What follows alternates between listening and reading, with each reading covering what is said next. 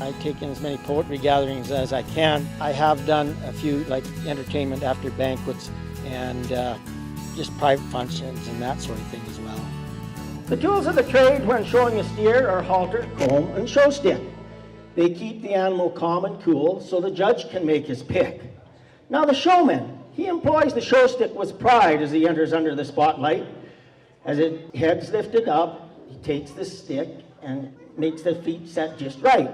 Now our steer may show a little apprehension as the judge draws near, so we take the stick to scratch its belly and help him overcome the fear.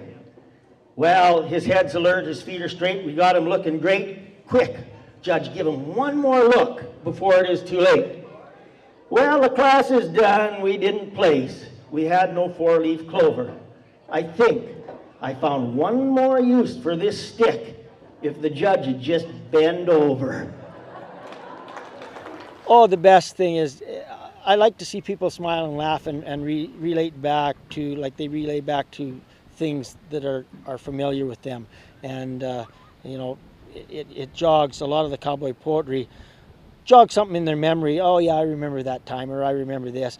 And some of the neat things is when you do some cowboy poetry, a fellow will come up to you after, or a lady will come up to you after and say, I remember when, or I remember this, or I did this, and can really relate to your poetry and what you've been telling. And that, I guess that's kind of a reward too. It's really entertaining when that happens.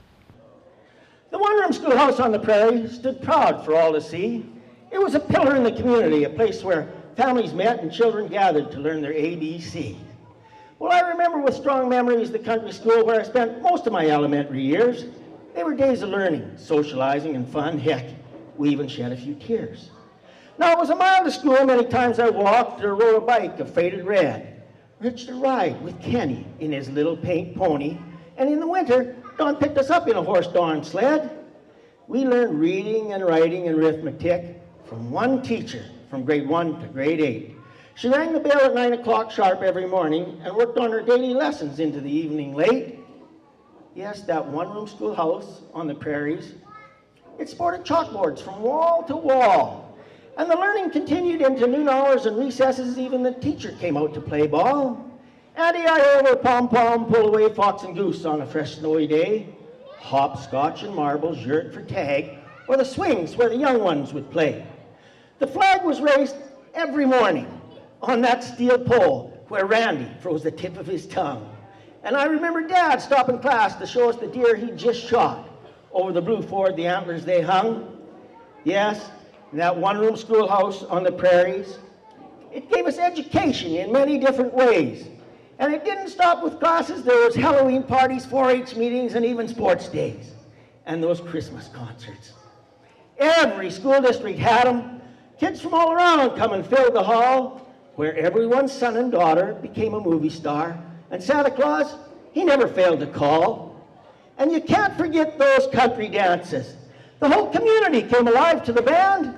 With fiddle and bow, it was do-si-do, then all the men left, hand over hand. And one by one, the men would slip out for a nip on Uncle's bottle. You just tip her over to the side. On their return, the women would scowl as they put sandwiches and cake they diligently baked with pride. Then back to the dance, the beer barrel polka, the two-step with those two left feet going right. Next, the schottische, a twirl to the butterfly, and then the Blue Danube waltz, a chance to snuggle up tight. Yes, that one-room schoolhouse on the prairies, it became a church in Sunday morning. Mom dressed us up in our best. We listened to Dolly do clergy, emphasizing God's revitalized warning. And in the summer, the school became a place for Sunday school classes for the community's young. It was the center of the community club, picnics, reunions, a place where many a song was sung.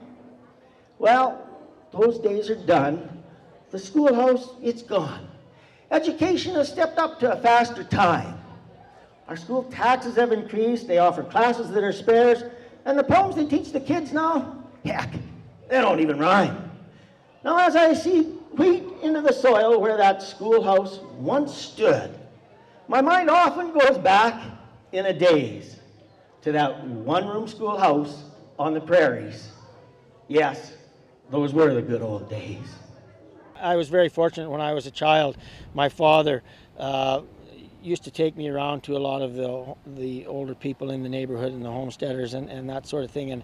And so I got to look at that sort of a lifestyle in growing up, and quite a few of my poems go back to that sort of a vintage with the old people in the district and things that happened. Now, the teacher in the one-room schoolhouse had many jobs to do. And the challenges were abundant, even after the daily lessons were through. Now, it seemed like when anything went astray, young Eddie, he was right there.